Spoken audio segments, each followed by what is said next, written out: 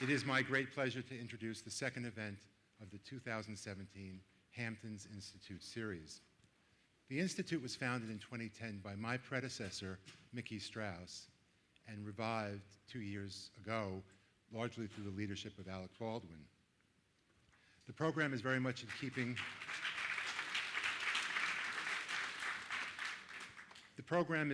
keeping with Guildhall's mission to engage the community and provide a neutral and balanced venue for discussing critical issues that affect our society. I would first like to recognize our great supporters for this year's Institute: Brattering Caloria Foundation, Donna and Carol Janis, Susan and Steve Jacobson, Alice Netter, the Hayden Foundation, and the Hilaria and Alec Baldwin Foundation.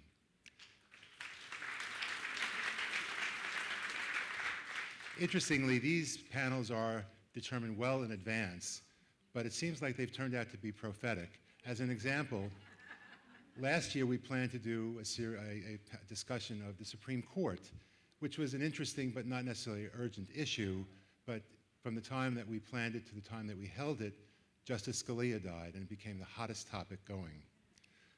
Last week we had a panel on climate change, and that very morning the New York Times had revealed this document by the government that essentially substantiated climate change, and it was a great discussion. Tonight the conversation centers around President Trump and the Constitution, which, as we all know, continues to be very popular and has led to much heated discourse surrounding it. Who knows, maybe tonight we'll learn something that will turn out to be prophetic as well. Next week we will focus on the future of media and news. Alec will moderate and will be joined by Amy Goodman of Democracy Now!, Bob Garfield of NPR's On the Media, and Nicholas Lemon, Chairman Emeritus of Columbia Journalism School. Tonight we are delighted to welcome two of the brightest and most accomplished scholars in their field, people who, I can tell you, read a lot of books and have a lot of words.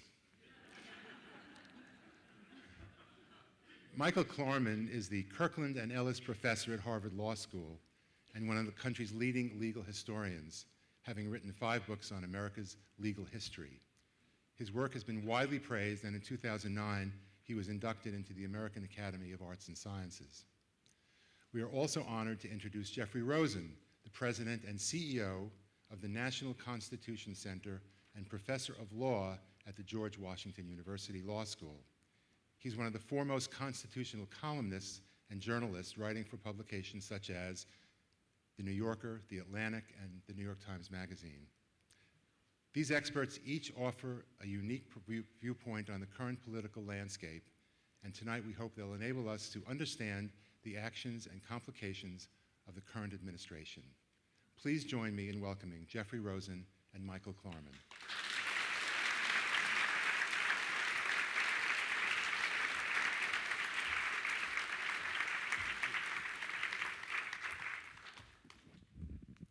Ladies and gentlemen, welcome to the Hamptons Institute, and welcome to our extremely important discussion tonight about President Trump and the Constitution.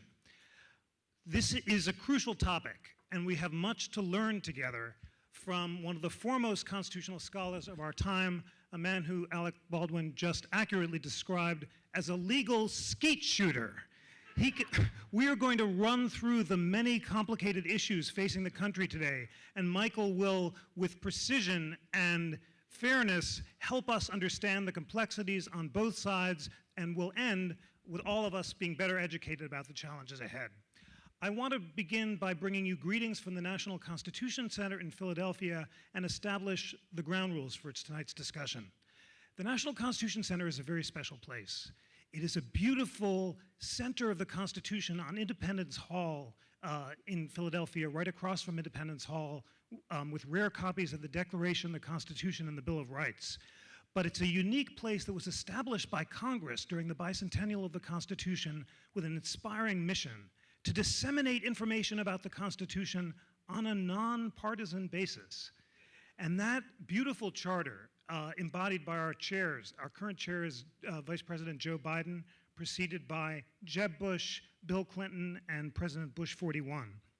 means that we bring together the top liberal and conservative scholars in the country to debate not political issues, but constitutional issues. And that's what I want you to do right now. I want you to set aside your political views, as hard as that may be, about the issues facing the country, and approach these issues from a constitutional perspective. Entertain the possibility that you might think that the president is really wrong to do business in Washington, D.C., but the Foreign Emoluments Clause allows it, or that his businesses are really a good thing, but the Foreign Emoluments Clause prohibits it. And by separating your political from constitutional views, you're opening yourselves up to learning from Michael so that we can understand the arguments on both sides, and you'll have a better sense of the dramas ahead. Our main homework assignment from Alec Baldwin is to run through the constitutional procedures for impeachment. And at the end of the evening, that was his homework at the beginning. He said, you gotta tell us, guys, what's gonna happen. But we are gonna approach that with in a nonpartisan spirit. And you're gonna understand the history of impeachment, you're gonna understand what the various possibilities for the Mueller investigation might be, and you'll be able to make up your own mind about what could actually happen, because we're gonna run through it with great precision. So I know I'm going to learn from this discussion, and you will too, but we need to begin with a very serious topic. Michael, you spent 20 years in Charlottesville as a professor at the University of Virginia. Tell us, how is it possible that Charlottesville, this pillar of liberal views in the South, became the basis for this terrible violence, and what do you make of the president's response? Right. So thanks very much. It's a pleasure to be here. Jeff and I have been friends for a long time. I can actually remember, it's probably about 25 years ago, I can remember interviewing Jeff in my office at the University of Virginia Law School when he was a youngster on the teaching market. I taught 21 years at the University of Virginia Law School. I didn't want a chance. We actually planted that question. I told Jeff I wanted a chance to talk a little bit about this.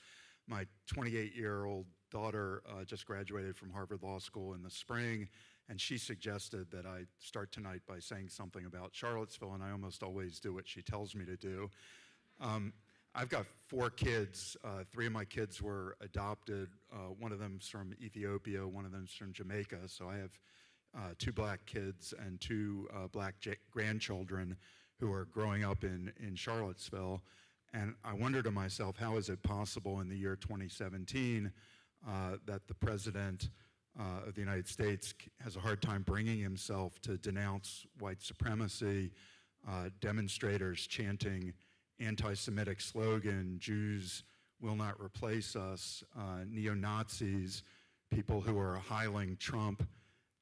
Today, as you probably know, the President, 48 hours after the events, finally felt the pressure and did say something condemning the violence, but when something really bothers him, he tweets within an hour. So for example, Mr. Frazier, who quit the President's Economic Advisory Council, Business Advisory Council, after the President refused to denounce white supremacy and neo-Nazism by name, within an hour the President had disparaged this man by tweet.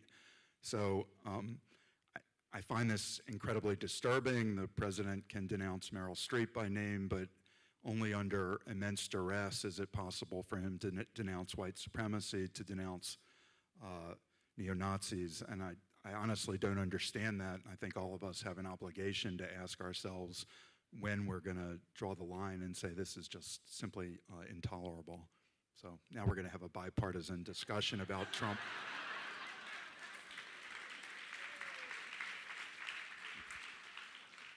Back to our regular scheduled programming, absolutely.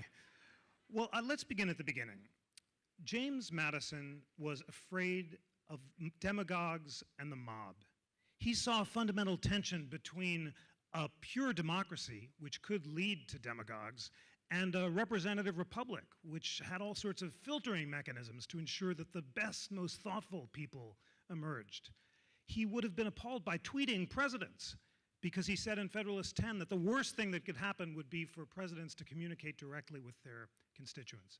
So I want to begin with this basic constitutional question: how was Trump possible? What happened to the mechanisms of the Constitution, in particular the Electoral College, and let's begin with that, which the framers thought was the main mechanism that was designed to ensure that the best people, the most thoughtful people in the country, filtered out ruffians and ensured that our presidents were men of virtue? So it's a great question. So why do we have this electoral college system? One of the most controversial and difficult questions at the Philadelphia Convention was how to select the president. The most difficult issue was how the small states and large states ought to be represented in the Senate. That almost ended the Philadelphia Convention. But probably the second most difficult issue was how should you select the president? And one reason why that was so important was that they largely agreed they were going to create a much more powerful president than any state had as a governor. So they were going to create a unitary president, meaning one person, not a council of different executives. They were going to give the president a veto power. They were going to give the president appointments power. They were going to give the president a longer term in office than any state governors enjoyed. So they were creating a powerful executive. They diagnosed one of the problems under the Articles of Confederation was that there was no executive at all. So you're going to create this powerful executive. How should this person, who they, towards the end of the convention, started to call the president, how would that person be selected? For most of the Philadelphia Convention, they actually had designated Congress to choose the president, and that would be for a single non-renewable 7-year term. That created some problems because one of the reasons why you wanted a powerful president was that the president ought to be able to check Congress, but if Congress chose the president, then you're creating a sort of dependency. Now, one way around that problem would be to have the people directly elect the president, but there were 3 discrete problems with that. One is that they just flatly did not trust the people, as Jeff was suggesting. So one of my favorite quotes from the Philadelphia Convention was from George Mason, who was a very important delegate from Virginia. He'd actually written the Virginia Declaration of Rights a decade earlier. Mason said at the convention, this is close to a quote, that asking the people to do something as important as choosing the president would be like asking a blind person to choose among colors. So they thought the people were ignorant, the people were uninformed. You couldn't possibly trust the people with selecting the president. So that was one problem. Second problem was if everybody was voting for the president, you had what from the Southerners was an enormous problem, which was their slaves wouldn't count for anything. Slaves were about 40% of the population in the South. Southerners believed that those slaves needed to count as part of their political power. That's where we got the 3/5 rule, which said that in apportioning the House of Representatives, 5 slaves count the same as 3 free people. But if you have the people, just eligible voters, selecting the president, then slaves would count for nothing, so the South's not going to go along with that. And then the third problem was the small states, states like Delaware and Rhode Island, felt that if the people were electing the president, the people from the largest states would always vote for candidates from those states. So Virginia was by far the largest state. Virginia would always be electing the president. Delaware and Rhode Island would never have a chance. The Electoral College system was a compromise. So the way this works, and it's almost an arbitrary compromise. They went back and forth. For most of the convention, it was going to be Congress.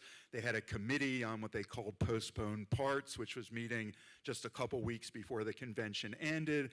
And the committee came up with this compromise. So under the Electoral College system, the state legislatures specify the mechanism by which presidential electors will be chosen. It doesn't have to be by popular vote, and most of the framers were probably anticipating that state legislatures would just choose these electors.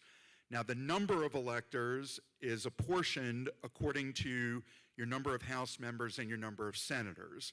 So in the House, population determines your amount of representation. Virginia, the largest state, has 10 members of the House.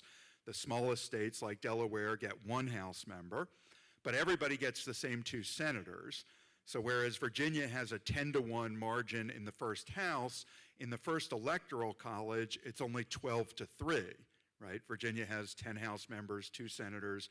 Delaware has 1 House member, 2 senators. So it's a margin of 12-to-3, which is 4-to-1, not 10-to-1.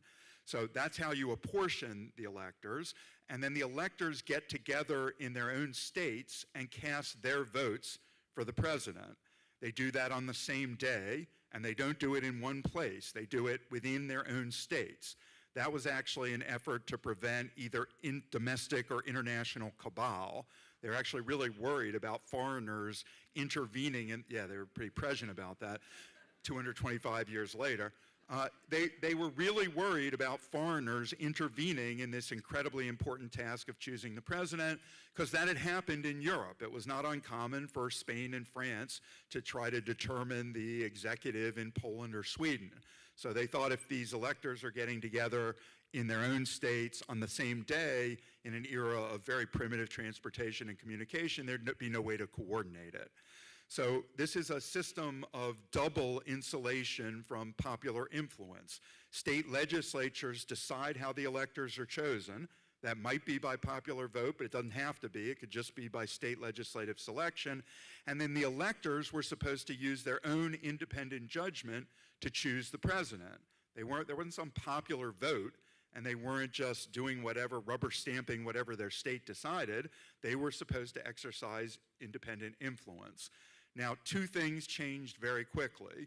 As the country was swept by Jacksonian democracy, legislatures found it impossible to choose the electors in any way other than popular vote. So imagine a state legislator saying to the people who elected that state legislator, I don't trust you to elect presidential electors. That can't be a winning strategy. So it doesn't take more than a couple decades until almost every state has moved toward popular election. And the other change is the party system. It's just incredibly important to understand the framers were not anticipating political parties, but political parties had developed within 4 or 5 years of the founding. And once you had political parties, what they would do is they would promote their own slate of electors. So you no longer have independent electors exercising independent judgment. Now you have essentially direct popular election, and whoever wins the state in the popular vote, that they're electing the electors from that party who's been successful in that state. So the system didn't work the way the framers anticipated from within a couple of decades, but the political parties remained powerful enough for most of the next 2 centuries that the political parties determined who the presidential candidates were. It's only in recent years that it was possible basically for Trump to do a hostile takeover of the Republican Party. That's not something that would have been possible until quite recently, and that's a product of, I don't know, some combination of Twitter, some ability to get exposure on the national media. I've seen estimates that $2 billion of free media went to Trump. Probably the fact that he was a reality TV star, that probably played some role, his ability to have a national reputation without having risen through the party hierarchy. The fact that people are so distraught by economic developments, which leave them with little control over their lives, globalization, technological change, people feeling like they're not going to have a job, their kids aren't going to go to college. That makes people desperate, but we've had that before in our history. We had that during the Great Depression, we had that during the Depression of the 1890s, and it didn't result in a demagogue becoming president. So something fundamentally has changed. The system's more broken, some combination of unpredictable events. Superb answer. So I heard you say many things, including, did you hear that remarkable evolution in the presidency that Michael described? And at the National Constitution Center, we've just displayed for the first time in American history the rarest first drafts of the Constitution written by James Wilson, which show the presidency Michael described elected by the legislature with a 7-year term, and then you see within a couple months the new drafts coming up with our current presidency. So you said Twitter, globalization, the decline of political parties, the decline in the Electoral College as an independent check, and the growing democratization of American life. Tell us also about the evolution in the powers of the presidency itself, because Trump has taken office at a time when the presidency now, through executive orders, can do things that would have made the founders shudder. My next book is on that riveting and underappreciated constitutional hero, wait for it, ladies and gentlemen, William Howard Taft. And Taft, during the election of 1912, insisted that the election was a conflict between the constitutionalism that he represented and the demagoguery of Roosevelt and Wilson. Taft said the president could only do what the Constitution explicitly authorized, unlike Roosevelt and Wilson, who said he could do anything the Constitution didn't forbid. And Roosevelt and Wilson insisted the president was directly accountable to the people by popular support, whereas Taft saw him as a more constrained chief magistrate. So tell us about the evolution of presidential power since 1912 that created this imperial presidency that Trump now inhabits. Right. So it's a really interesting phenomenon. I already alluded a little bit to it. It's not a phenomenon that's specific to Trump. Arthur Schlesinger wrote in the 1970s about the imperial presidency. I mentioned earlier that the framers were trying to create a much more powerful executive than any of the state governors were. Let me start back a step. So the revolution was partly a revolution against a king who Americans thought had behaved oppressively. When Americans wrote their state constitutions, which most of them did in the 1770s during the Revolutionary War, they eviscerated governors. So governors often exercised very little power, no veto power, no appointments power, often selected by legislatures, often annual terms in office, mandatory rotation in office, so you could be governor for 3 years in a row with one-year terms, but after that you had to be rotated out of office. Governors often were subject to acting only with the approval of an executive council, which is not the cabinet, right? Today we have a cabinet, but the president's free to disregard any advice from the cabinet. Back then there was an executive council and the president was disempowered from acting without the acquiescence of the council. So the framers wanted to create a more powerful executive. They wanted somebody, as they would describe it, somebody who could add efficiency, energy, vigor to the government. A unitary executive, because it's one person, can act with greater decisiveness. A single person can preserve secrecy. A single person can act with greater dispatch and authority. But that doesn't mean that they anticipated the imperial president. They didn't. Over 225 years, although, as Jeff says, mostly since Theodore Roosevelt in the early 19th century, the president's become vastly more powerful. And I think political scientists and historians could give you a pretty interesting account of why that happened. It's not just forceful personalities. It has to be circumstances that allows those forceful personalities to take advantage of opportunities. It's partly the growing international role. The president has always played a larger role in international affairs. The United States was a trivial, not a world power at all at the time of the founding. Now the United States is the sole superpower left after the Cold War. The United States is the world's policeman. Americans disagree about whether that's a good role to play, but that's a vast change. The president controls nuclear weapons, right? The president can destroy the world in an instant. That's not something that President Washington could have done. The president's commander-in-chief, and since the World War II, we basically evolved a system where the president decides whether we go to war. This is actually an important sort of general observation. If you want a clear provision in the Constitution, Congress decides whether we go to war, but the law on the books and the law in practice have evolved in completely different directions. So since World War II, the president essentially decides, I'm going to send troops to Korea, I'm going to send troops to Vietnam, I'm going to bomb Libya, I'm going to decide to send troops to the Persian Gulf. I'm talking about Desert Storm in 1990, 1991. Sometimes Congress gets dragged along at the last minute. Congress did authorize President Bush elder to start the war, start Desert Storm, but it was only after President Bush had spent 6 months sending 500,000 troops to Saudi Arabia and basically decided that the United States was going to go to war. So that's a way in which we've completely violated the Constitution, and the Supreme Court has never been interested in adjudicating that question. Some people brought lawsuits during the Vietnam War saying, please strike this down. Congress has never approved the war, yet 500,000 American troops are in Vietnam. Supreme Court didn't want to touch that issue.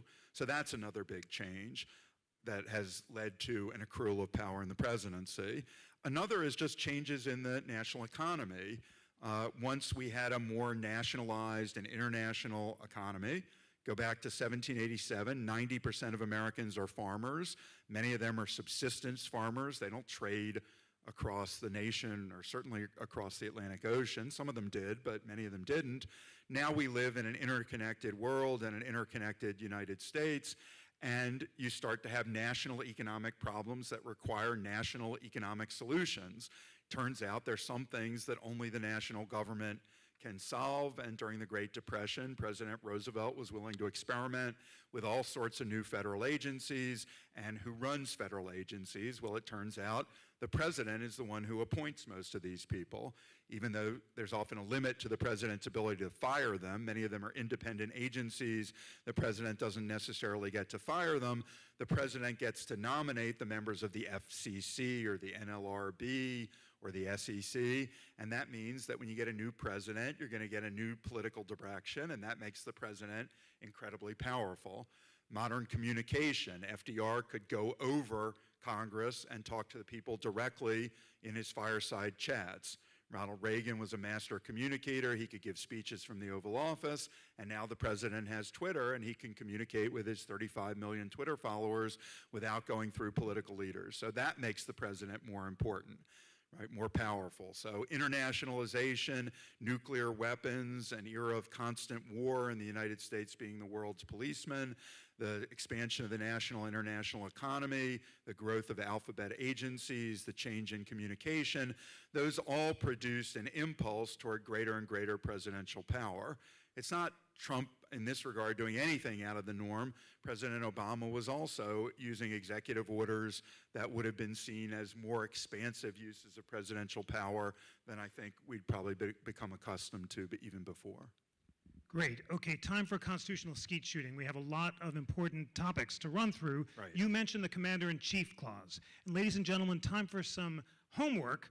I'm going to tell you about a thrilling new educational device. It's an amazing app. I want you to download it. Not now because I'm talking and you have to listen to the show. But after the show, this is called the Interactive Constitution.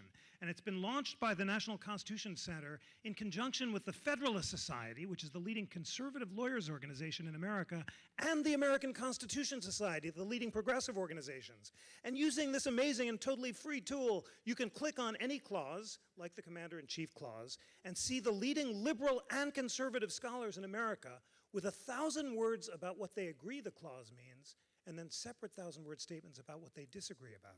It's just a constitutional feast, and it is so exciting. We're going to start with the Commander-in-Chief Clause, but you can click on the Foreign Emoluments Clause, or the Impeachment Clause, or the 25th Amendment about presidential disability, and see what liberals and conservatives agree about and disagree about. It's the Interactive Constitution, 10 million hits since it downloaded a year ago, and it's amazing. Let's begin with the Commander-in-Chief Clause. Lots of people are scared about North Korea. Suddenly, this is the one area where the tweets might lead not to hurt feelings, but to nuclear war. You said Congress has the power to declare war. Is there anything Congress could do to constrain President Trump if they thought he was not trustworthy with nuclear weapons? And what could happen on North Korea that Congress could constrain? That's a really interesting question, and I'm pretty sure we don't know the answer to it. The framers believed very strongly that one person ought not to be able to get the country into war, and that's why they gave Congress the power to declare war, but they also didn't think that you should fight a war by committee. They realized that would be inefficient. You needed somebody decisive. That's why they made the president commander-in-chief. Their understanding was Congress would decide if the country went to war. The president would be the officer allocated the responsibility of fighting that war. There's actually a glitch in the Constitution. They didn't say anything about what would happen in the case of unexpected, unpredictable invasion. Congress is not necessarily in session all the time. The president is in session. What would they have expected if the United Kingdom suddenly decided to invade the United States? It's clear from their discussions that they thought the president could repel an invasion, even though the Constitution doesn't specifically say that. But if you were building up to a war rather than repelling a sudden unpredictable invasion, they clearly contemplated that Congress would be the body responsible for making that decision. Now, what exactly does it mean that the president's commander-in-chief? That's evolved over time as well. The United States in the late 1790s was fighting an undeclared naval war against France, and Congress was actually micromanaging what President Adams could do. So they were saying, well, we're willing to build these warships, but we want to insist that these warships stay close to the American coast and they not venture out into the Atlantic where they're likely to run up against French privateers, and we might have the president getting us into a war that we're not willing to declare yet. That's almost like Congress moving around the pieces on a battlefield, which I think we sort of intuit today is the one thing that Congress couldn't do, right? The president's commander-in-chief, Congress can decide whether to declare war, but the president gets to decide how to fight the battles. The president gets to decide whether I'm going to fire General Grant or General Lee. Those seem to be things that we intuit are part of the commander-in-chief power, but according to the people who were still making the rules in Congress in the 1790s, that's not even very clear. Now, up until World War II, we usually had Congress declaring war, but then with this so-called police action in Korea, President Truman didn't ask Congress to declare war. I'm not an expert on this, but I think so soon after World War II, and with the knowledge that the Soviet Union had just detonated a nuclear device in 1949, President Truman didn't want to be asking Congress to declare war in Korea. I don't think, my understanding, there's no doubt Congress was happy to back the president up. He could have gotten a declaration of war. Vietnam was a little different. There was this alleged attack on an American destroyer leading to the, I'm sorry, I'm getting to the age where I forget, the 1964. Gulf of Tonkin. The Gulf of Tonkin resolution, which was basically Congress saying, you know, we're going to support countries in Southeast Asia that are fighting for their freedom, but clearly wasn't contemplating 500,000 American men going off to Vietnam, yet the President Johnson treated that as essentially what he needed for authorization. And now we constantly have presidents doing things that sound a lot like war without actually declaring war. President Obama invited Congress to get involved in Syria. So after Syria violated Obama's ill-advised red line, if you use chemical weapons on your citizenry, that's going to be the last straw. And yet the president didn't want to go to war in Syria because he wasn't sure he had the country's support. So he went to Congress and said, okay, if you want to declare war, we'll declare war, but I'm not going to do this on my own. In Libya, the president was happy to bomb the forces of Saddam Hussein without a declaration of war. I don't think today Congress has manifested much interest in reclaiming this power. I know Senator McCain from the Democratic Party, Senator Flake from the Republican Party have suggested, you know, even the war on ISIS, you know, we're still at war with ISIS in Iraq, we're at war with ISIS in Syria. That war hasn't been declared. The authorization to use force in Iraq against ISIS is the authorization to use force against Saddam Hussein that Congress passed after 9/11. Right? The authorization to use military force against al-Qaeda and whoever harbors al-Qaeda is the same legal justification that's being used to go to war against ISIS, even though ISIS and al-Qaeda are actually arch enemies of one another. And some people say, well, that's not very satisfactory. That doesn't sound like what Congress had in mind after 9/11, that 16 years later we'd still be in Iraq and we'd be in Syria, and yet that's the authorization. So, you know, if Congress were to pass a law saying you shall not start a war with North Korea, the president wouldn't have that strong an argument. Congress is pretty clearly still has the power to declare war. The president has some argument that he's entitled to protect the country. So some self-defense argument, the president could say, look, Congress may have power to declare war, but Congress doesn't have the power to stop the president from protecting the country. And then you'd have a debate about whether North Korea is actually a risk to start attacking Guam or the West Coast. But this stuff doesn't ever get adjudicated in court. So basically, this is all about public opinion. If President Trump decides that he wants to start a war with North Korea, is Congress going to put up a fight? Are people going to march in the streets to say, I think you're just ginning up a war because I don't actually think North Korea is a threat and you have terrible approval ratings and I think you're trying to distract popular opinion? At the end of the day, you shouldn't expect a court is going to intervene. And Congress, of course, isn't going to bar the president from doing this. Congress, this has been kind of gutless. Congress has not been interested, not this Congress, no Congress for the last 50 years has been interested in putting up a fight against the president claiming greater and greater power with regard to war and peace. And you can tell yourself a kind of political science explanation that the president controls stuff on the ground and Congress doesn't want to take responsibility when it knows that the president's going to be controlling the pieces on the ground. Maybe that explains it. James Madison never would have predicted that one branch of government would willingly cede power to another branch, but that's exactly what's happened. So everybody understands the president's kind of in the driver's seat on this stuff.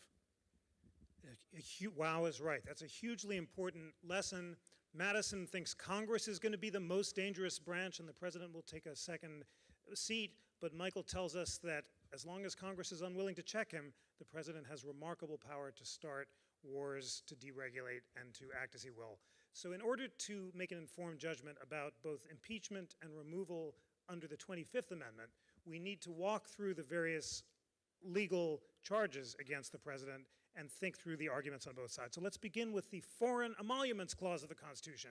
And I'll go to the thrilling interactive Constitution, because although I teach constitutional law, I do not know the Foreign Emoluments Clause by heart.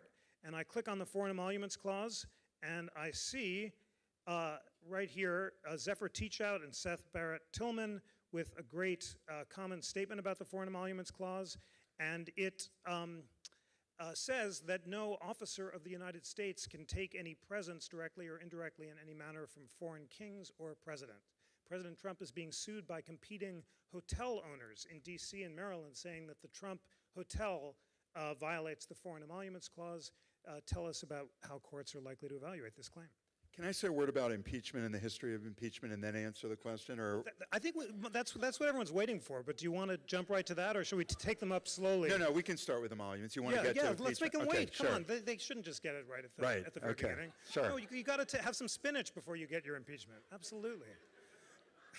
So nobody, including me, had ever read the emoluments clause before this cropped up. I certainly hadn't.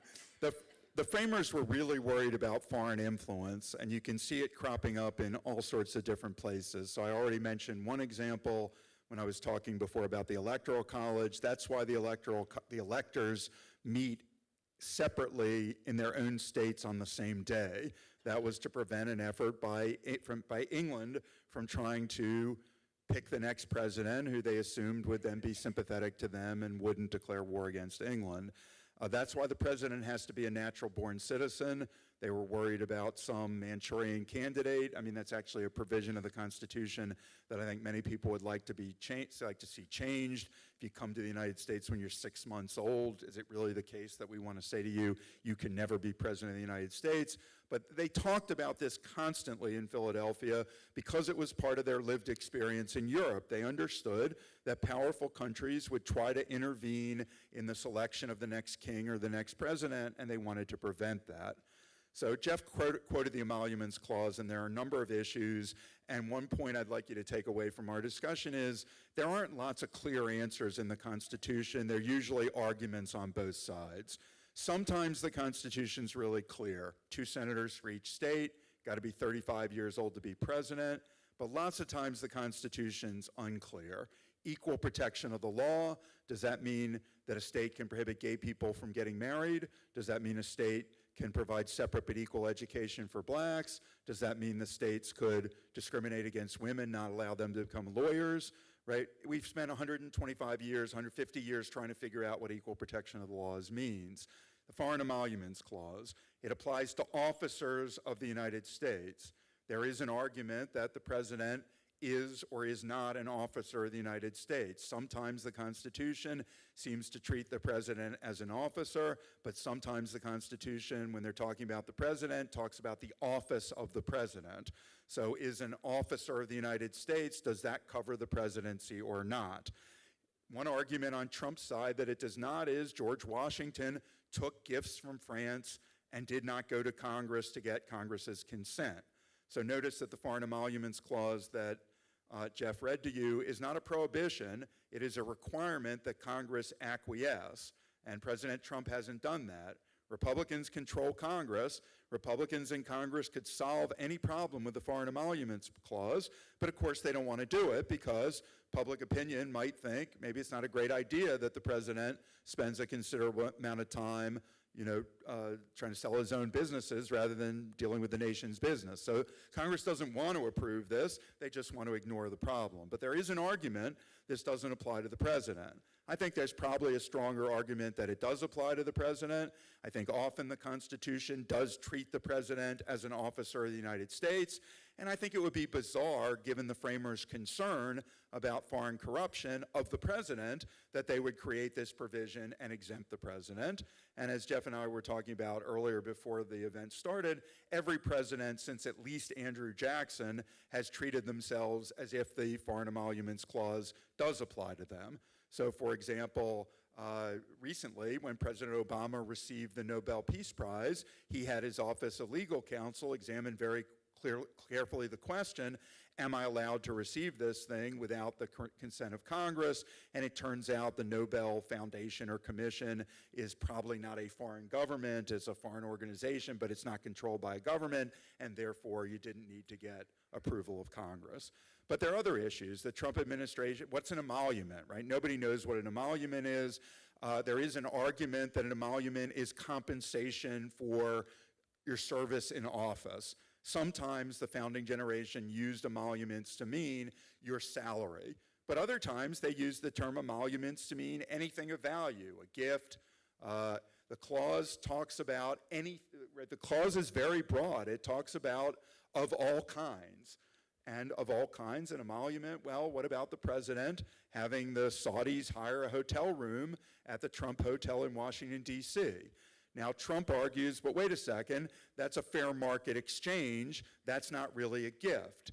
And people on the other side would say, but wait a second, fair market exchanges, you undertake them because they're beneficial, right? It may not be a gift. They're getting a hotel room and they're paying for it, but you're making a profit from it, right? Otherwise, you wouldn't be in the business of selling hotel rooms. That could certainly subject you to foreign influence. Therefore, that ought to be covered.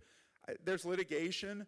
I think they found people who have what's called legal standing to bring the claim, a competing hotel in Washington that says I'm losing business because lots of foreign governments want to flatter the president, essentially bribe the president by renting rooms in the Trump Hotel. I think those people have a legitimate claim to be in court. They're raising the argument. There isn't a lot of litigation on this, but I think there's probably a pretty good argument that the president's covered by the Foreign Emoluments Clause and he's violating it, and Congress would either need to acquiesce in this, or else you could imagine a court enjoining the president and saying you need to disestablish your business empire or actually sell off your stake in it. If the president refused to do that, that would certainly qualify, I think, as an impeachable offense. Sure. Wow, so what you just saw was a great constitutional lawyer giving you the arguments on both sides, but saying on balance, it's possible that a court could find that this was a violation of the clause, and that could be an impeachable offense.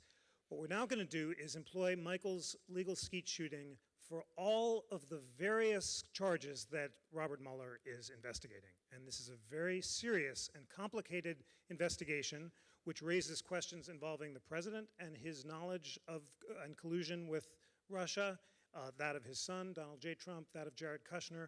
Let's begin with the president. Mueller is investigating obstruction of justice in the firing of James Comey and the possibility of obstruction in Trump writing the memo that was allegedly dishonest in describing his son's contact with Russia, and this underlying question of whether the Trump campaign colluded with Russia to get valuable information. Describe for us the legal charges that Mueller is investigating and the possible conclusions that he might or might not bring. Right, so a lot of this doesn't actually have to do directly with constitutional law, so I follow the news like I'm sure many of you do. I don't consider myself an expert on federal criminal law, so I can tell you some things about this, but I don't want to profess any expertise in the area. And I do want to latch onto one thing that Jeff said, and this goes back to where he started about putting aside your political preferences. I do think it's a very interesting enterprise in the abstract to say, if I were not a Democrat, would I think that Donald Trump should be removed from office? Has he done something impeachable? If I were not a Republican, would I still think Bill Clinton should have been removed from office for perjury and for obstruction of justice? At the end of the day, I don't think most people actually do that, and I'm not sure it's really possible to do that. It's not an accident that the vast majority of Republicans in the House and the Senate voted to impeach Bill Clinton and to remove him from office. Now, to remove a president from office through impeachment, you need 2/3 of the Senate, and it was obvious that no Democrats were going to go along with this. I think it's possible in good faith, when you think about an issue where there's not a clear legal answer and you feel really strongly, if Republicans really despise Bill Clinton for lots of reasons, it's easy to convince yourself that lying to the country, lying to the grand jury is an abuse of office. And if you're a Democrat and you think Bill Clinton's mostly done a good job, I think, the Monica Lewinsky affair was sleazy, but I don't think lying about sex at a time that the economy's booming and the president has 65% approval ratings, I don't think that's impeachable. I think you can do that in perfectly good faith. And I want to say that's true about judges too. At the end of the day, you have indeterminate constitutional law, you have Republican and Democratic judges, they're going to disagree about this stuff. So in Bush versus Gore, all the Republican judges thought that shutting down the Florida recount was the right thing to do, and all of the Democratic judges, the ones who probably voted for Al Gore, thought this was an outrageous decision that couldn't be grounded in neutral principles of constitutional law. And that's not true about just Bush versus Gore. It's true about all of constitutional law. Today's Supreme Court divides 5-4 on almost every important constitutional issue: abortion, affirmative action, the death penalty, campaign spending, whether it's protected by the First Amendment, whether the Second Amendment protects the right to keep and bear arms. Lower court judges are disagreeing about whether the travel ban is unconstitutional under the Establishment Clause, and I expect Republican and Democratic justices on the Supreme Court to disagree that way. So, I gave you an argument about the Emoluments Clause, but I don't think the average Republican judge is going to agree with what the average Democratic law professor thinks. So you need just to be aware of that. The special counsels have very broad... Michael, can I just, a word from our sponsor, just in the National Constitution Center spirit. The argument on the other side of whether judges are totally political is that we do see examples of the Supreme Court unanimously holding that the search of a cell phone on arrest is unconstitutional, unanimously holding that hate speech is protected. We see Chief Justice Roberts coming up with a compromise with the liberals on the travel ban case. So just because it's my job to inspire citizens to approach the Constitution in a nonpartisan spirit, not everyone agrees that it's all politics. That's absolutely true, and I think Jeff and I could have a discussion that you might think interesting if I tried to respond to those points. But I do think sometimes the Constitution has reasonably clear meaning. As I said, you're not going to have a lot of argument about 2 senators for every state. There are radical deconstructionists who've argued 35 years old meant something different in an era of shorter life expectancies. But I always get laughter because most people don't think that that's really a very indeterminate. 35 means 35 in 1789. It means it today. I actually think the fact that the justices are unanimous on some issues simply tells you that politically they probably agree about those issues. So even a Republican Supreme Court justice is horrified by the idea that the policeman could pull them over for a broken tail light and then get everything, all the information on their cell phone, because they also use cell phones and they have lots of private information. Sometimes I think the justices reach unanimous outcomes because they just don't care that much about the issue. On issues they care deeply about, the issues that define some of our most fundamental social and political disagreements, the list that I just gave you a few minutes ago, they disagree 5-4 on those issues almost every time. On whether the Affordable Care Act is unconstitutional, they disagree 5-4. On whether political gerrymandering is unconstitutional, they disagree 5-4. On whether the Missouri state government can bar a church from participating in a program that provides recycled tires for playgrounds, whether that violates the Establishment Clause, they disagree 5-4. That was 7-2. That was not 5-4. My mistake.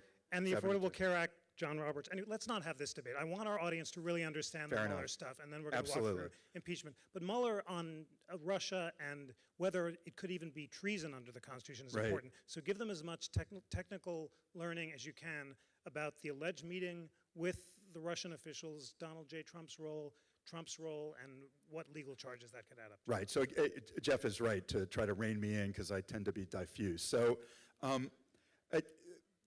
once the special prosecutor gets going, there is no real limit. So the special prosecutor is appointed to look at allegations of collusion with regard to the election, but the special prosecutor starts finding stuff about, Paul Manafort's financial dealings in Cyprus. The special prosecutor gets to go after that.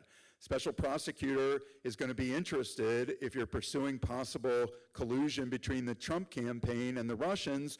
They're going to be interested in what the Russians might have hanging over Donald Trump's head, which means looking at his tax returns, looking at his real estate company, looking at whether Russian banks have been financing him. That's why Trump's been warning the special prosecutor, you start digging into my financial dealings, I'm going to start thinking about firing you. So there's no limit to what the special prosecutor can do. I suppose at some point the Deputy Attorney General who appointed him has to make a judgment about whether he's going on a fishing expedition. If he starts analyzing, whether Trump did something inappropriate 30 years ago when he was involved in some casino in Atlantic City, then you could imagine the Deputy Attorney General saying that's going too far. So collusion. Federal statute prohibits foreign entities, and this is both persons and governments, from contributing anything of value to an American political campaign. This is actually a federal campaign finance law. Anything of value, so providing information, providing dirt on Hillary Clinton, almost certainly that would be covered. If you've got Donald Trump Jr. and other people in the campaign like Manafort and Kushner agreeing by email that we're interested in seeing this dirt, and we're going to coordinate with the Russian lawyer about setting up a meeting. Now you have a conspiracy. So you have a conspiracy to violate campaign finance laws. Doesn't matter whether they ever provide dirt. The beauty to federal prosecutors of conspiracy is you don't actually have to show they actually accomplished something. You just have to show the agreement. You have to show some overt acts toward accomplishing your objective, but you don't have to complete the conspiracy. Collusion as treason. The Supreme Court the Constitution gives a very narrow definition of treason, and this was actually a way in which the framers were trying to protect political opposition. They didn't like the idea of government trying to tar political opponents with the label of traitors, so they provided very narrowly that treason is aiding and abetting the enemy and participating in war against your country, levying war against the United States, and aiding and abetting the enemy. Now, the United States is not actually at war with Russia, so I think some people would say you can't possibly have treason in that circumstance, but I think other people would say undermining democratic elections is an act of war. I think basically Comey said that during his testimony, and I don't think that's an argument that wouldn't garner some support. So if you're colluding with the enemy in an act of war, that might qualify as aiding and abetting. If you could show, and I don't think there's any evidence of this, and I would frankly be surprised if you ever found direct evidence of this, if you could find Donald Trump and Vlad Putin having a telephone conversation, and Trump says, you guys are really good at coming up with bots that spread false information, and my digital people are really good at coming up with the constituencies where they're the most marginal voters. Let's coordinate and send the fake news to those. That would basically, but I don't know whether it would qualify legally as treason. The point is it would be politically devastating. And at the end of the day, I think that's how you need to think about this. Even if the council were to indict people within the Trump administration, what really matters, you probably can't prosecute a sitting president. There is an absolute consensus on this, but I think the general view is this has never been established, and there's no answer. If you look at the Constitution, it's clear that it says you can criminally prosecute a president after he's out of office, but it doesn't say whether you can criminally prosecute him while he's in office. It says you can impeach him, and then it says the fact that he was impeached and removed doesn't mean that he can't be prosecuted. So they've avoided any double jeopardy concern very explicitly, but they never said whether he could be prosecuted while he's in office. Most scholars think that it'd be hard for the president to run the country effectively from a jail cell, so the framers probably didn't think you could you could impeach the president, you could indict the president. But notice you can indict the vice president. That happened to Spiro Agnew. And the provision in the Constitution doesn't distinguish between the president and the vice president. It talks about officers, civil officers. So if you could indict the vice president, could you indict the president? Some people have thought so. When Ken Starr was investigating Bill Clinton, he hired some law professor who wrote an article saying, yeah, the president can be indicted. So nobody knows. Okay, so we're getting up to our $60,000 question about impeachment, but let's imagine that Mueller issues a report and he finds, hypothetically, that the president did obstruct justice by firing Comey and that Donald J. Trump did violate campaign finance laws by meeting with the Russians. Could the president fire Mueller, imagine that he fires Mueller, and could he issue a prospective pardon of both himself and of Donald J. Trump? So there are three different issues there, and I want to try to be brief because we want to have more questions. So I didn't actually say anything about the obstruction. I think there's actually a pretty strong argument that the president has violated the obstruction statute on several occasions. So I don't think the president gets to go to the FBI director and saying, I hope you can see your way to letting the Flynn investigation go. When it comes from the president who just cleared the room, it's pretty clear that that's not just an expression of fond hopes, it's an instruction. This is what the president would like you to do. The president fired Comey and then tweeted the next day and told the Russians in his office, I fired Comey, I was getting a lot of pressure, this is going to relieve the pressure. That's the president confessing that he's obstructing justice. The president doesn't get to interfere with an existing investigation because he's worried about its implications for his administration. The president then threatened Comey. When Comey said, you know, I've got transcripts, the president said by tweet, you better hope there aren't tapes. That's threatening the investigation, basically. The president doesn't get to do that. And the president dictated this statement for his son saying the meeting was about adoption, the meeting with the Russian lawyer was about adoption, but the New York Times or the Washington Post the next day got Donald Jr. to confess that the meeting was actually about dirt on Hillary. That's the president of the United States tampering with a witness to a federal investigation. So I don't think you're going to have that much trouble, you know, if you ever did get to the point of indicting for obstruction of justice. But that's exactly what Mueller's doing now. So he's interviewing Reince Priebus. He's talking to people in the White House about these meetings and why did the president fire the FBI director when he did. And the president basically told you why he did it when he was talking to the Russians or when he was tweeting. Second point is about firing Mueller, and then the third point was back to impeachment. There used to be an independent counsel statute. It was created in the wake of Watergate because Nixon had fired the special counsel. Now, these are terms of art. The president had hired, the Justice Department had hired Archibald Cox. The basic idea was the Justice Department can't be unbiased, can't be neutral when it's investigating high executive branch officials. The president runs the Justice Department. The Attorney General is part of the president's cabinet. So wouldn't it make sense if we could hire a special independent lawyer? So that's what happened during Watergate. They hired Archibald Cox. Archibald Cox was insistent that he wanted to get these tapes once the tapes were unveiled in the summer of '73.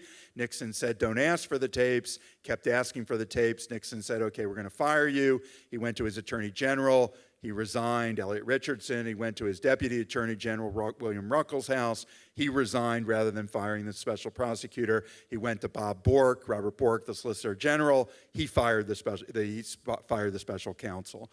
Congress then came back after Watergate and said, okay, we don't like this. We need to establish a genuinely independent lawyer.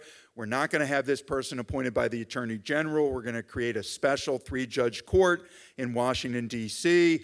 That court determines whether this person gets appointed. They determine what this person's jurisdiction is. They determine whether this person gets fired. He can only be fired for cause. We determine whether he's engaged in conflicts of interest or whether he's engaged in misbehavior. Republicans learned to hate that during the Reagan and Bush presidency. Democrats learned to hate that during the Clinton presidency.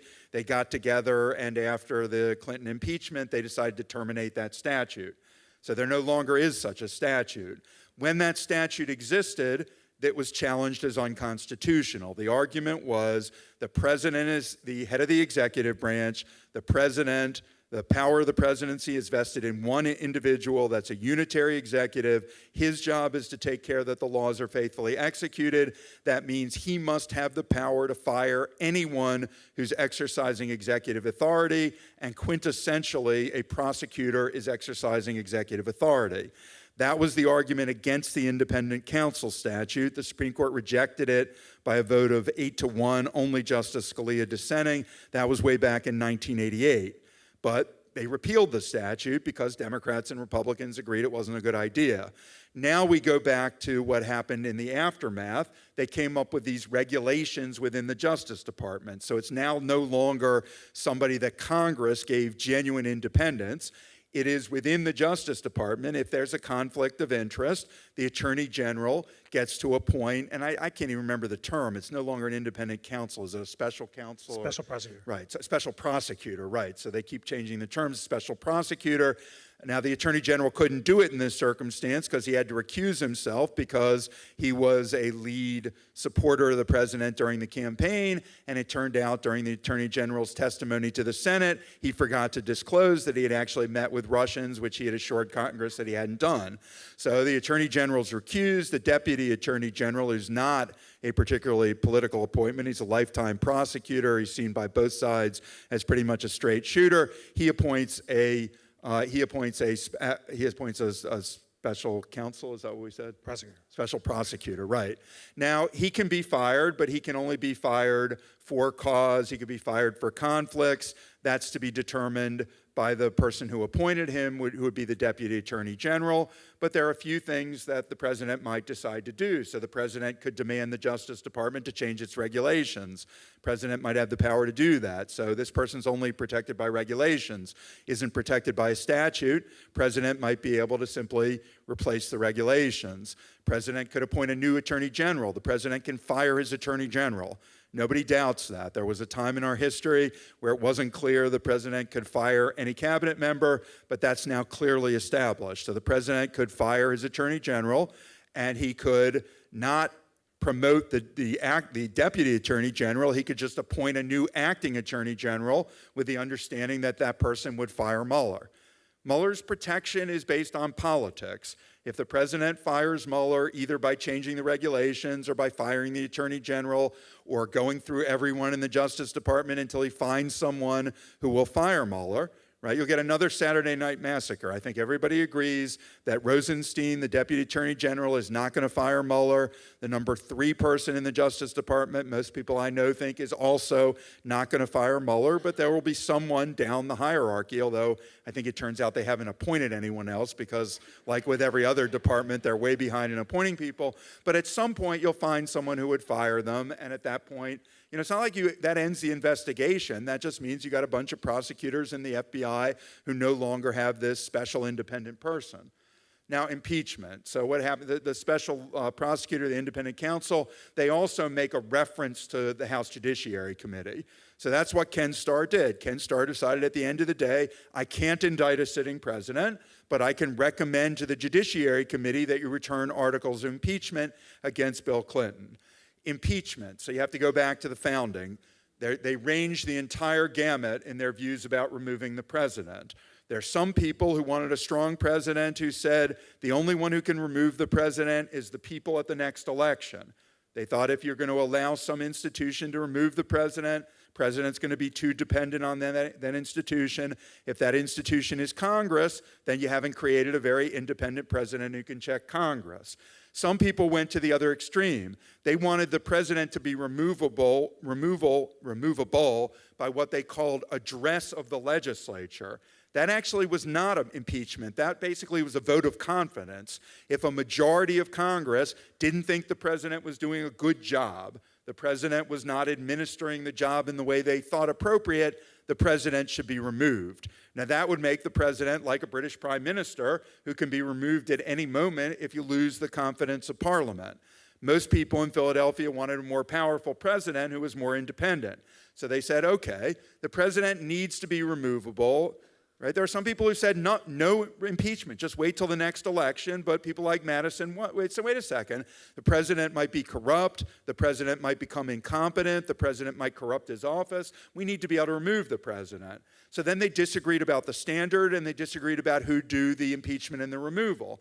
The standard, they started out with maladministration and neglect of duty.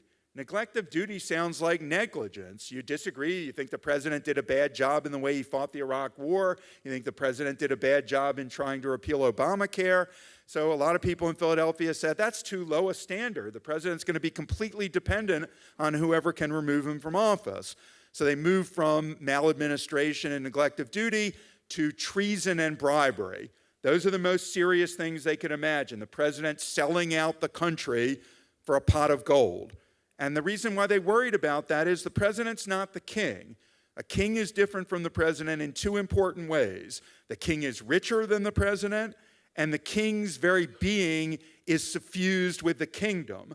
So you trust the king not to sell off his kingdom for a pot of gold because the king's already rich and because the king cares more about his kingdom than a pot of gold. But they didn't think the president would be the instantiation of the country in the same way, and the president doesn't get paid as much. So they worried about treason and bribery. But some people said, wait a second, that's too high a standard. So they settled on treason, bribery, high crimes, and misdemeanors. High crimes and misdemeanors is a term of art. That's what it existed in Britain. That's what existed under some of the state constitutions. You might think it means a crime, but it doesn't mean a crime. It's quite clear that a high crime or misdemeanor can be a non-indictable offense. So there's some examples in British history or in American history. Negotiating a treaty that inadequately protects the nation's rights could get the king's ministers impeached. Firing someone from a government job, even though they were doing a fine job, that could get somebody impeached. Corruption, even if it's not a crime. It's a term of art, but nobody agreed what it means. And in American history, there have only been roughly 20 impeachments, only 2 presidents, and about 15 federal judges, a couple of cabinet secretaries. We don't have a lot of precedent on what high crimes and misdemeanors mean. We do have a couple of cases that are easy. So especially sitting judges have sometimes been indicted for bribery and also removed by the Senate on an impeachment for bribery. Pretty clear judges shouldn't be selling their offices.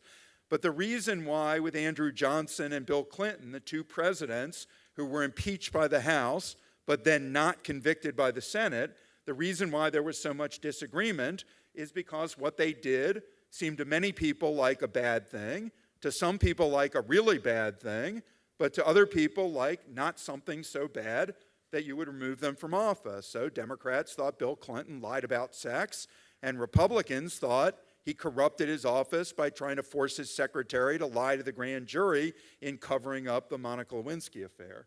So nobody knows what impeachment is, and the Supreme Court has said high crimes and misdemeanors, impeachment, that's a non-justiciable political question. So in a case about 25 years ago, almost unbelievably involving a federal judge named Nixon, generating a lot more impeachment laws, a federal judge named Nixon was impeached and removed, but the Senate farmed it out to a committee. So the Senate's really busy. A lot of their work's done by committee. The committee heard the evidence and then passed a resolution proposing to the rest of the Senate what it ought to do. And they removed him from office. Nixon said, that's not what it means for the Senate to try an impeachment. I want the whole Senate to have a trial. I don't want a committee to have this farmed out to them. Supreme Court said that's a non-justiciable political question. The Senate decides what's an adequate trial, and that implies that the Senate decides what a high crime and misdemeanor is. This is what Gerald Ford meant when he says a high crime and misdemeanor is whatever the House of Representatives and the Senate decide it is. Excellent. So that bottom line, ladies and gentlemen, which I made you wait for, is that it's up to Congress to decide what is an impeachable offense. That's basically a political question. Now, Alec asked us just what are the mechanics, and the mechanics are that a majority of the House has to impeach, has to say that this is a high crime and misdemeanor, and then 2/3 of the Senate has to convict. And as Michael said, although 2 presidents have been impeached, no president has been convicted by the Senate. And Michael also reminds us it would take that degree of consensus to actually remove a president from office. Can I just add one thing? Nixon would have been removed from office, but he resigned once he had to turn over the tape. So the House was in the process of, the Judiciary Committee was returning articles of impeachment. There's no doubt that Nixon would have been removed by the Senate, but he saw the writing on the wall and he resigned. Absolutely. The final procedural thing, and then we'll open up for your questions. There's one other way to remove a president, and that is Section 4 of the 25th Amendment to the Constitution. If you open up your thrilling interactive constitutions, you will find that the 25th Amendment says that if the vice president and a majority of the cabinet decides that the president is unable to discharge the powers of his office, they can temporarily declare him disabled and remove him. If he objects, hey, I'm fine, I could still be president, then the vice president and a majority of the cabinet can say, no, you're not, you should be removed. And then it's up to 2/3 of votes of both the House and Senate to confirm that he is in fact disabled and has to stay out of office. So it's even harder to remove a president under the 25th Amendment than to impeach him. And Birch Bayh, the sponsor of the 25th Amendment, said that disability, too, is a political question. It's not up to doctors or psychiatrists. It's basically up to whatever the House and Senate thinks. So the bottom line for this fascinating discussion, where Michael has taught us so much, is that it would take a majority of the House or 2/3 of the Senate to decide that the president were disabled or guilty of high crimes in order actually to be removed. I think it is time. We have a few minutes for questions, and Alec is going to moderate them. So please, there are mics on the side of the aisles, and Michael is ready for your questions. And while we're waiting, please join me in thanking Michael for a spectacular constitutional seminar. Thank you.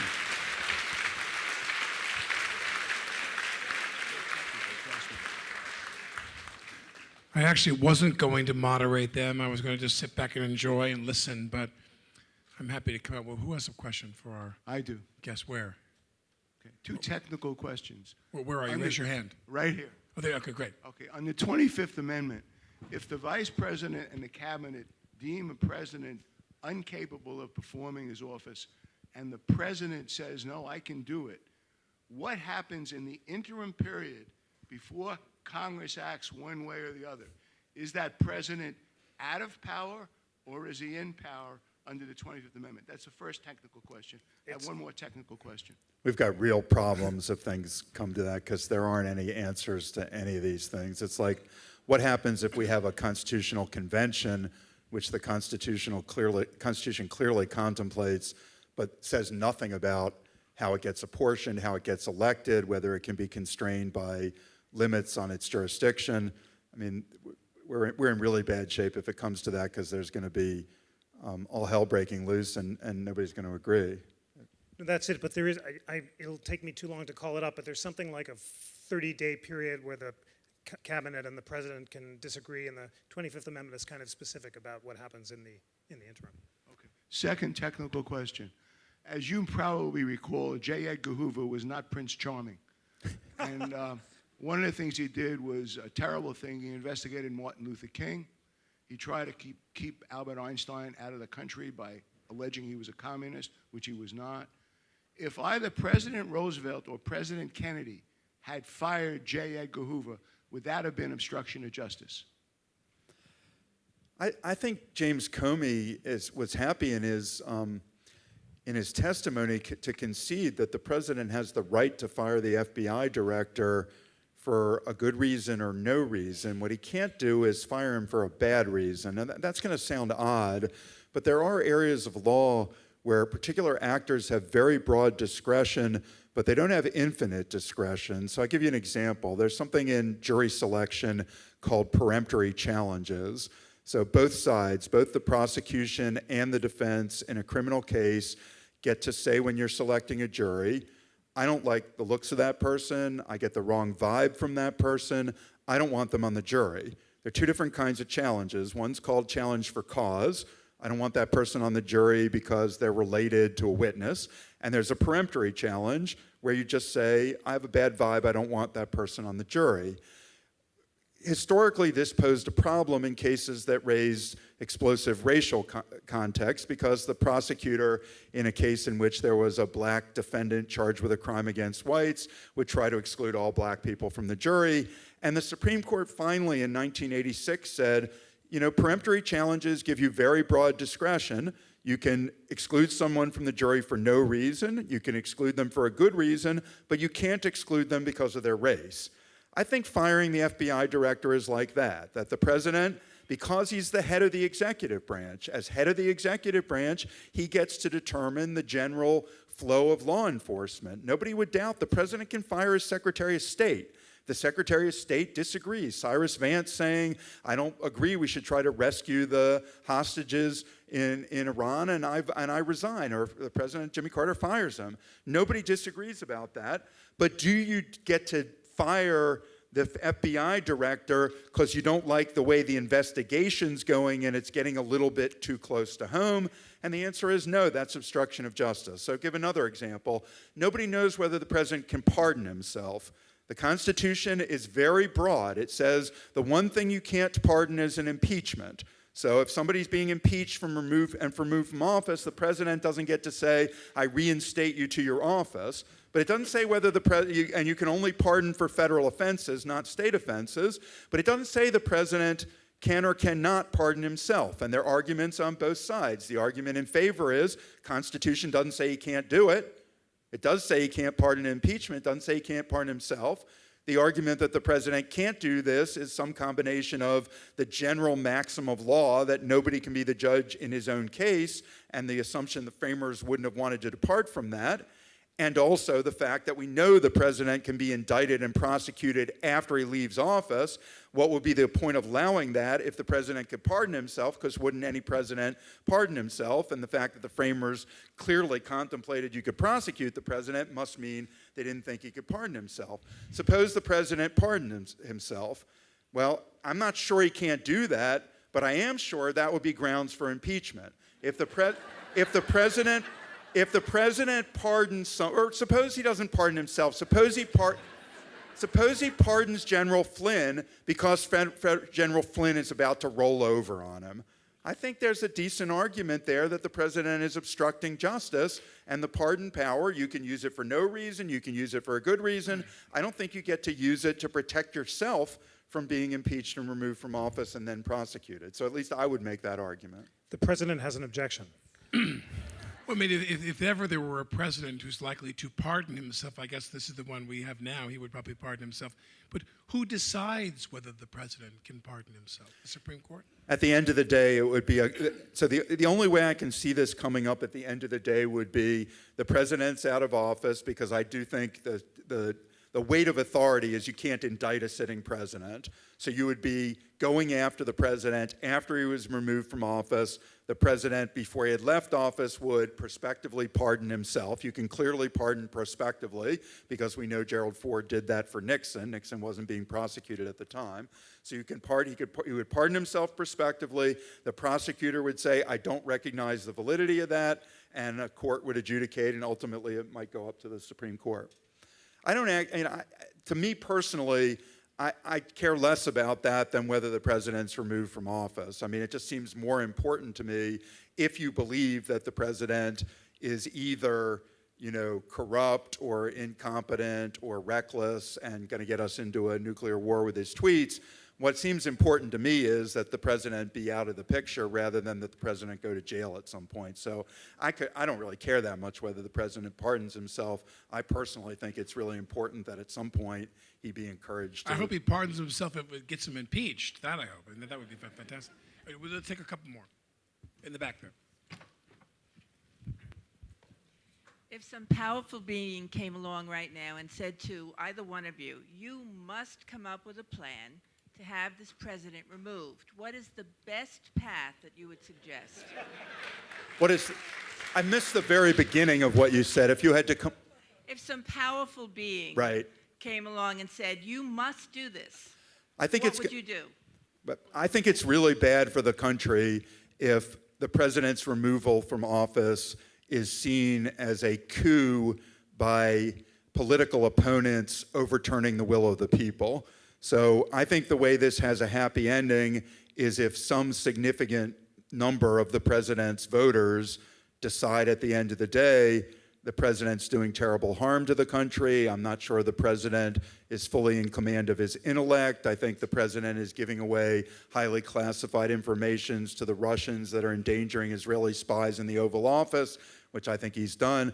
I think if you don't convince a significant number of people who voted for and still think that the president is doing a great job, we are in all sorts of trouble. You could imagine, I don't want to be alarmist, but the possibility of civil war.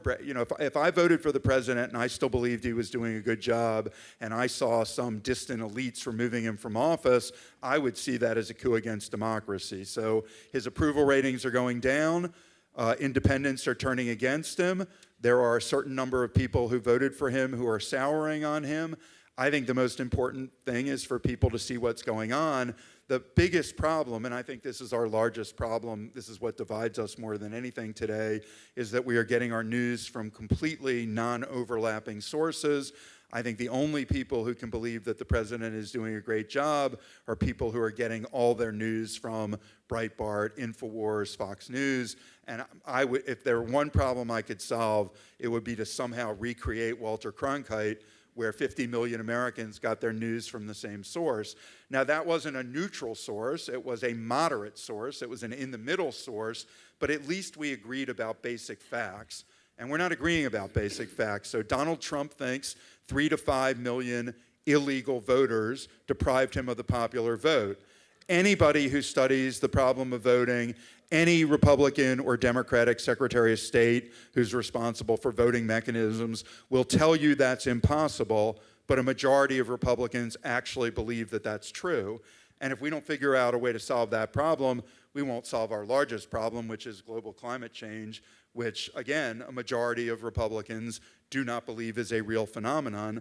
And if we don't solve that problem, we're sunk. So we need people to understand the same facts, and that is a very difficult problem to solve. But very often people will mention, as you did, how Trump supporters, as you said, if they view that Trump is removed for political reasons by liberal elites or whatever your terminology was, and how pissed off they're going to be. Not you mentioned this. This is a constant metronomic thing you hear about what they're going to do if we impeach Trump and we don't handle it the right way, what they're going to do. And I wonder, what do you suspect liberals are entitled to do if we find that all this stuff about him? And he's not impeached because it's a goddamn Republican Congress on both sides. Well, how much outrage are Americans who believe in democracy, how much are they entitled to if he's not impeached? And how should they express that outrage other than voting him out of office in 2020?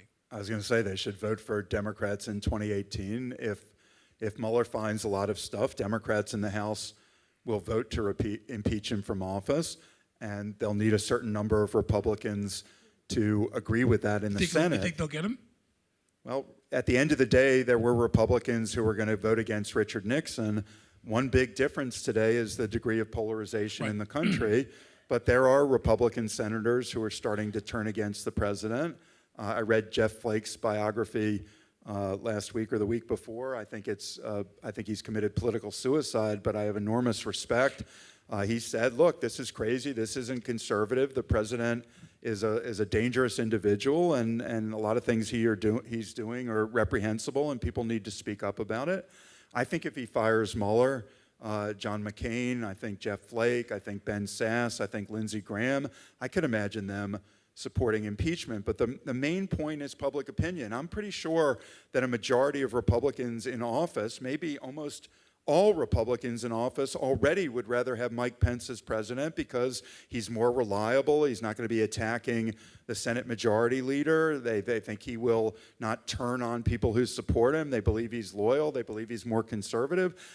It's the voters, right? They're scared of their voters. I saw a poll suggesting 3/4 of Republicans prefer Trump to Pence.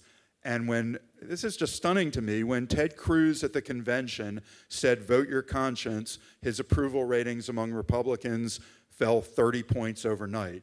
When Congressman Ryan said, after the Access Hollywood video came out, I'm not campaigning with the guy, I get off the bus at this point, his internal numbers went down 20 points overnight. That's why these people are rolling over and allowing the president to do they will occasionally distance themselves. They'll say, I don't agree with the president not condemning white supremacy in Charlottesville, but where are they standing up saying the Voter Integrity Commission, which I think everybody understands is a voter suppression commission, why are they not denouncing that? Why are they not saying this is ridiculous? We're not going to support federal legislation to disfranchise people. If that's the only way to get elected, we'd rather not be elected. I'm not aware of any Republican in Congress who has stood up and said, the president's lying about Obama wiretapping him. Why are they not doing that? Because they're scared of the voters. The voters haven't turned on him. We'll take two more quick ones. We have this lady over here with her hand up. Yeah. Speaking Please to the wait for the microphone, microphone. please. You started talking about the Electoral College. Do you think it should be disbanded now at this point and only the popular vote? Both of or you not? answer that question. You go first, Jeff. I think the arguments for disbanding it are strong since, as Michael said, the reasons for having it disappeared long ago. It was as early as 1800 that political parties meant that it didn't have an independent role in expressing the view of thoughtful elites.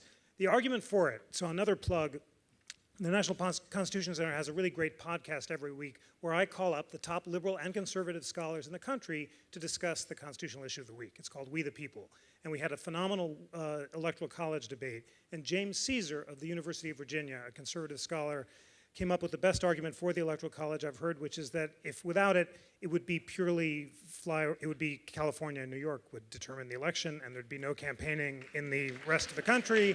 And if we want to have a system of federalism, then we need to have some way of representing the states. There are other ways to do it, but the Electoral College serves that purpose. The bottom line, though, is whatever we think, and whichever side you're persuaded by, to abolish the Electoral College takes a constitutional amendment which requires a proposal by 2/3 of both houses of Congress and ratification by 3/4 of state legislatures, or a convention of the states summoned by 2/3 of the state legislatures and ratification by 3/4 of conventions. The only constitutional amendment that's close to being proposed is a balanced budget amendment. 27 states have proposed it, only 7 states more are necessary. It's conceivable that we could have our first constitutional convention in American history, a convention of the states. The argument against that is it could be a runaway convention, which could amend the First Amendment and do all sorts of other really crazy stuff. Should we get rid of the Electoral College? Was the question.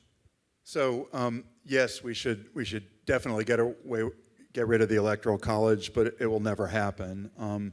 So the reason, I'm going to take a stronger line than Jeff did. The response to Professor Caesar, of course, is, if you got rid of the Electoral College, then Iowa wouldn't matter, but with the Electoral College, neither candidate will campaign in California, New York, and Texas, which are 3 of the 4 largest states. What possible reason could there be why those states should become irrelevant? And of course, they are irrelevant because they're so solidly in one camp or the other. There are 2 reasons, 2 rationales for the Electoral College. One, as Jeff said, is this distancing of the presidency from direct election, but the other is the apportionment. And the malapportionment has no justification. So California has about 38 million people. Wyoming has about 600,000 people. They both have 2 senators. There's no good justification for that. That's a disparity of 65 or 70 to 1. There was no good argument for that in 1787. The small states just played a very mean game of poker, and they extracted that. The Electoral College is also malapportioned, but not as extremely. So Wyoming has 3 electors. California has 55 electors. That's a disparity of about 18 to 1. It's not 70 to 1, but it's 18 to 1. Right? So that means, if you do the numbers, a voter in Wyoming has 4 times the clout in the presidential election as a voter in California. Now, there's no good justification for that. The Supreme Court said we have a rule of 1 person, 1 vote when you're apportioning state legislatures or Congress. So why could we possibly give Wyoming voters 4 times the clout of California voters? So of course we should change it, but the reason we'll never change it is, and this is an important general point about constitutional law, people develop entrenched interests. You're not doing this behind some veil of ignorance where nobody knows how it will affect them. Small states will not agree to give up their advantage in the Electoral College, just like they'll never give up their equality in the Senate. And in today's world, it benefits Republicans, so Republicans won't give it up. Now, it doesn't have to benefit Republicans. That's an historical contingency. In 2004, John Kerry came very close. It was about 75,000 votes in Ohio, that if those had flipped, he would have been elected president while losing the popular vote by 2%. Right? Could have worked out that way, but today, because California and New York waste so many votes, there's something like 6 million wasted Democratic votes in California and New York. If you took 75,000 of them and redistributed them carefully in Wisconsin, Michigan, and Pennsylvania, Hillary Clinton's president. So today, given that configuration, Republicans understand that this doesn't benefit them, so they're not going to agree to it. If one year, if John Kerry had been elected president while losing the popular vote, and then Donald Trump was elected president while losing the popular vote, then you could imagine Democrats and Republicans agreeing, okay, we both got cheated out of this crazy system once, let's change it. But it's never going to happen, just like Wyoming will never give up its 2 senators because they benefit from it. Why should they give it up? Before we stop, anybody up top have a question in the balcony? Do we have any balcony? Because we're always ignoring the balcony. No? You got to be kidding me.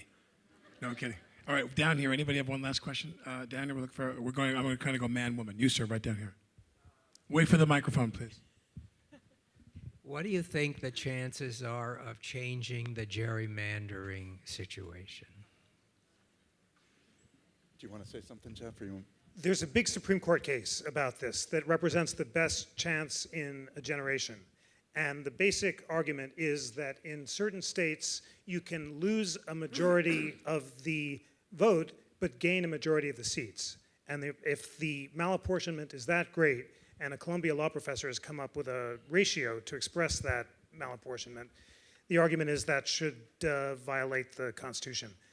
It's possible the Supreme Court might buy it. Justice Anthony, it's a 5-4, basically, it looks like, and Justice Anthony Kennedy has said, come to me with some standard that I can accept for recognizing malapportionment. This is the closest time in a generation, so it's conceivable, although hard to predict. The final thing to say is there was a great Constitution Center debate about whether gerrymandering is responsible for polarization, and Professor McCarthy of Princeton said it's not. The reason we're so polarized is because of the big sort, because Democrats live in red states and Republicans in blue states. Even if we eliminated extreme gerrymandering, he showed the House would still be hard to switch. But watch the Supreme Court case. I want to say a couple things because we're going to stop. We're running out of time. Number one is, I have one last quick question for both of you, very quick answer, which is, do you think that Trump and his presidency and the way his supporters seem to have fallen in love with some je ne sais quoi about him, do you think that Trump has opened up the door for more non-traditional candidates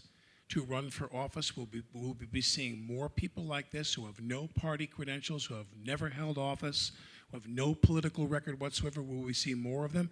Or will voters of both parties reject that and go back toward more traditional candidates, particularly governors and executives and heads of state houses as opposed to senators? Many of our presidents have been governors. What do you think will happen in the wake of Trump's presidency? Both of you. Go ahead, Jeff. Great question, of course, and I think more people will run, and I would vote for you. You can contribute money right out in the lobby there. But whether they'll win is determined by the party rules. And Democrats were smarter than Republicans in preserving a role for superdelegates who make it easier to filter out non-traditional candidates. I know the Sanders folks were upset about it, but suddenly we're seeing the virtues of parties. And had the Republican Party not made shifts in the wake of the Romney election, then the party elders might have been able to filter out Trump. So I think a lot of that will be determined by what the parties do before the next election. What do you think, Michael? I also think it's a terrific question. I think it's a mistake to think that these sort of things are preordained. I think history could go in different directions. I think the Trump presidency could go in different directions. Sometimes we have extremism in this country that produces pretty dramatic backlashes. I've written about the Supreme Court and race, and I think that Bull Connor and George Wallace turned out to be the best friends the civil rights movement ever had, and that's That's Martin Luther King sort of understood that, and he understood you could go and demonstrate in Birmingham, and at the end of the day, Bull Connor would call out the police dogs and the fire hoses, and when the nation watched this on television, they were appalled and they rallied in support of the Civil Rights Act. I can tell a story, and I think it's partly persuasive, that Trump will be the best friend the progressive movement ever had. I think people are mobilized in a way, they're angry in a way that you're going to see dramatic change.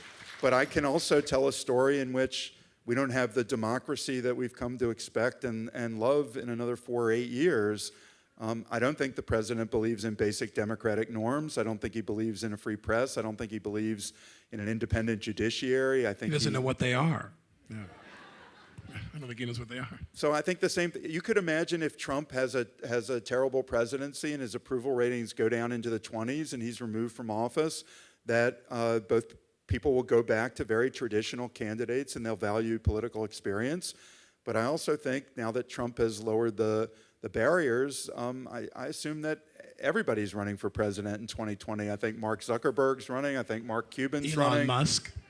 Right. So it's a mistake to think that things have to come out one way or the other, right? The Red Sox didn't have to win the 2004 series against the Yankees, and the guy stole the base, and it was successful. If he'd been called out, the Yankees would have swept the series, and the Red Sox would still be suffering from the curse. I just don't think history is predestined in that way. That's what people should feel empowered by that. You can make a difference. I mean, this is an opportunity when the country's in crisis, and it's important to make that difference. And I talk to my students all the time, and they're young, and they have to live in this world, and they should feel empowered. They should feel like this is a time when it matters to be alive. So, I think that you have to be optimistic and think you can make change, because otherwise you just sort of shrivel up and say, this is horrible. How can this be happening around us? I want to thank somebody, Sarah Boyce. Where are you, Sarah? I want to thank Sarah Boyce, who was instrumental in helping us put this program together this evening. Sarah, thank you. I know that everybody here realizes that if we came and saw these two men for another program, just one more 90-minute program that focused on, let's say, contracts, we could all pass the LSAT. we would be in. We'd be done. If you hang out with them, it just goes in. It just goes in. So, and then last but not least, please welcome Andrea Grover, our executive director. Thank you so much. I just downloaded the app, the Interactive Constitution. That got through to me. And I actually wish that Michael Klarman was also an app, because I keep thinking of that scene in Annie Hall when they're arguing on the movie line about Marshall McLuhan, and he happens to be in line behind them. You know nothing of my teaching. Yes, exactly. Also, I have to say a big thanks to Alec Baldwin and Tracy Marshall for Let's hear it for Tracy. Marshall. Thank you, Tracy. For bringing back the Hamptons Institute. And also to remind you that next week will be the conclusion of the Institute. We have the new normal in news, ideology versus facts. That will be moderated by Alec with Amy Goodman, Bob Garfield, Nicholas Lehman, and maybe Walter Cronkite by seance. Anyway, thank you all so much. And Let's hear it for our guests. Jeffrey Rosen and Michael Klarman, thank you so much. Thank you.